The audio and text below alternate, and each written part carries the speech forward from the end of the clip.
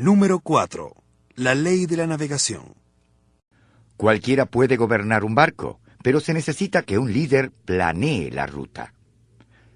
En 1911, dos grupos de exploradores emprendieron una misión increíble. Aunque usaron estrategias y rutas diferentes, los líderes de los equipos tenían la misma meta: ser los primeros en la historia en llegar al Polo Sur. La historia de estos grupos son ilustraciones claras de la ley de la navegación.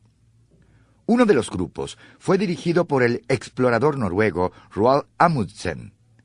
Antes de la salida de su equipo, Amundsen había planeado su viaje con mucho esmero. Estudió los métodos de los esquimales y de otros experimentados viajeros del Ártico, determinando que su mejor plan sería transportar todo su equipo y todas sus provisiones en trineos tirados por perros. Al reunir su equipo, escogió expertos esquiadores y entrenadores de perros. Su estrategia era sencilla. Los perros harían la mayor parte del trabajo, mientras el grupo avanzaba de 15 a 20 millas en un período de 6 horas cada día. Esto daría suficiente tiempo tanto a los perros como a los hombres para descansar cada día después de una jornada. La previsión y la atención que Amundsen dio a los detalles fueron increíbles. Ubicó y surtió depósitos de provisiones a lo largo de toda la ruta.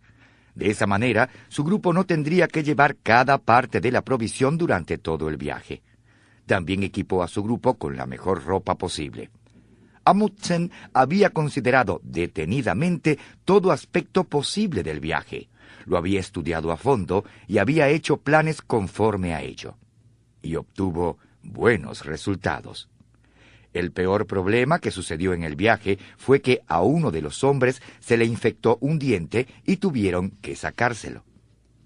El otro equipo de hombres fue dirigido por Robert Falcon Scott, un oficial de la Marina Británica que previamente había hecho algunas exploraciones en el área antártica.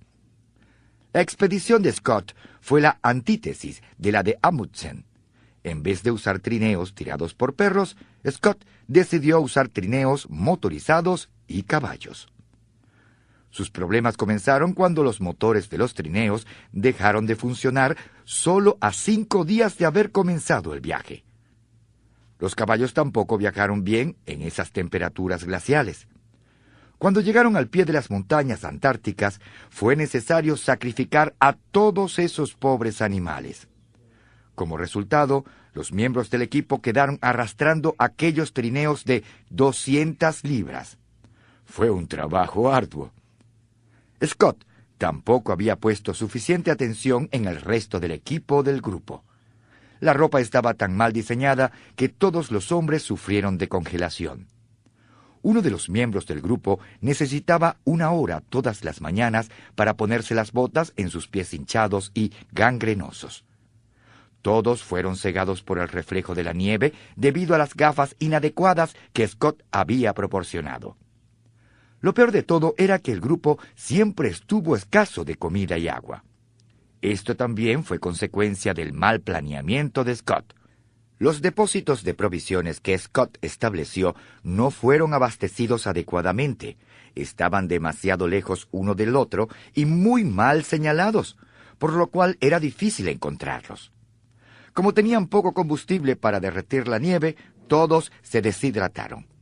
Las cosas empeoraron aún más porque Scott tomó la decisión de último minuto de llevar consigo a un 5.º hombre, aunque solo tenía provisiones suficientes para 4. Después de abarcar 800 penosas millas en 10 semanas, el exhausto grupo de Scott finalmente llegó al Polo Sur el 17 de enero de 1912. Allí encontraron la bandera noruega que ondeaba al viento y una carta de Amundsen. El otro equipo, bien dirigido, había llegado primero a la meta, con más de 1 mes de antelación. El viaje de este grupo al polo fue muy malo, pero esa no era la peor parte de la historia. El largo viaje de regreso fue terrible. Scott y sus hombres se estaban muriendo de hambre y tenían la enfermedad del escorbuto. Pero Scott, incapaz de guiar hasta el fin, no era consciente de la situación difícil en la que se encontraban. Estaban contra el tiempo y tenían muy pocos alimentos. Sin embargo, insistió en recolectar 30 libras de muestras geológicas para llevar de regreso. Más peso que aquellos hombres, ya exhaustos, iban a tener que cargar. El progreso del grupo era cada vez más lento. Uno de los hombres murió. Otro, a propósito, se lanzó a una ventisca para librar al grupo de la responsabilidad de cargar con él. Scott y los 2 hombres que quedaban solo avanzaron un poco más al norte antes de darse por vencidos. El viaje de regreso ya había tomado 2 meses y aún faltaban 150 millas para llegar al campamento base. En aquel lugar murieron. Hoy sabemos su historia porque pasaron sus últimas horas escribiendo unos diarios. Algunas de las últimas palabras de Scott fueron: «Moriremos como caballeros». Creo que esto demuestra que el brío y el poder para aguantar no se ha ido de nosotros. Robert Falcon Scott tenía valor, pero no tenía liderazgo. Como no pudo vivir según la ley de navegación, esta acabó con él y sus compañeros. Los seguidores necesitan líderes que puedan navegar, guiar eficazmente con ellos, y cuando enfrenten situaciones de vida o muerte, la necesidad es más que obvia. Sin embargo, en otro momento, aun cuando las consecuencias no sean tan serias, la necesidad es igualmente grande. La verdad es que casi cualquier persona puede gobernar el barco, pero se necesita de un líder para trazar la ruta. Esta es la ley de la navegación. Recuerdo la primera vez que realmente entendí la importancia de la ley de la navegación. Tenía 38 años y estaba dirigiendo mi segunda iglesia, Faith Memorial, en Lancaster, Ohio. Antes de mi llegada allí, en 1972, el crecimiento de la congregación se había estancado por aproximadamente una década. Pero en 1975, nuestra asistencia había aumentado de 400 a más de 1,000. Yo sabía que podíamos seguir creciendo y alcanzar a más personas si tan solo construíamos un nuevo auditorio. Aunque eso lo hizo un desafío, ese no era el mayor obstáculo. Poco antes de que yo entrara a Faith Memorial, había tenido una gran confrontación con respecto a otra propuesta de construcción, y el debate había sido fuerte, divisivo y encarnizado. Por eso yo sabía que, mientras más lideraba ese proyecto por primera vez, estaba experimentando una gran oposición a mi liderazgo. Me esperaba una situación difícil, y si yo, como líder, no navegaba bien, podía hundir la nave. En ese momento desarrollé una estrategia que desde entonces he usado varias veces en mi liderazgo. Escribí los pasos de la misma para recordarla siempre. Predetermine un programa de acción. Trace sus metas. Ajuste sus prioridades. Notifique al personal clave. Dé cierto tiempo a la aceptación. Comience a actuar. Espere problemas. Señale los buenos éxitos siempre. Revise su plan diariamente. Esto se convirtió en mi plan para navegar con mi gente. Yo sabía exactamente cuál debía ser nuestro plan de acción. Yo había considerado todas las alternativas posibles y sabía que esa era la única solución viable. Mi meta era diseñar y construir la instalación, pagarla en 10 años y unificar a toda la gente en el proceso. Comencé a prepararme para la reunión de la congregación cuando obtendría la aprobación del proyecto.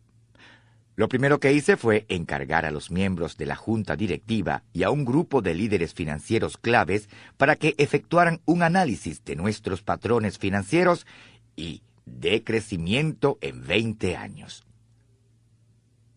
El análisis abarcaba los 10 años anteriores y proyecciones para los siguientes 10 años.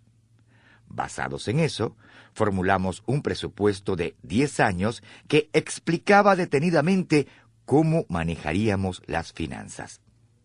Toda la información necesaria estaba en un informe de 20 páginas que daríamos a los miembros de la congregación.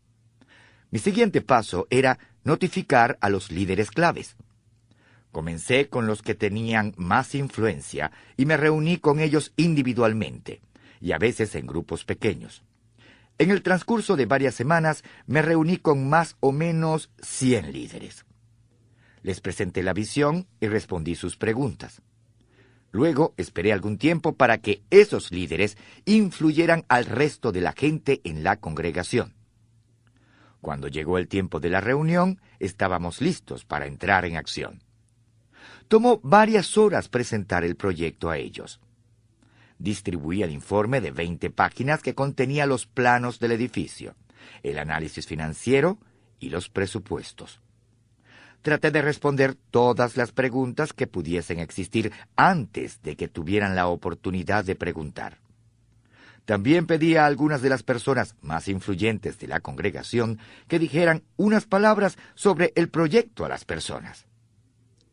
Yo esperaba cierta oposición, pero cuando concedí la palabra para dar lugar a las preguntas, me quedé pasmado. Solo hubo 2 preguntas. Una persona quería saber cuál sería la ubicación de las fuentes de agua en el edificio, y la otra preguntó el número de lavabos. En ese momento supe que había navegado con éxito en las aguas turbulentas. Cuando se hizo el cómputo final, 98% de la gente había votado a favor. Esta fue una maravillosa experiencia de aprendizaje para mí. Sobre todo descubrí que el secreto de la ley de navegación es la preparación.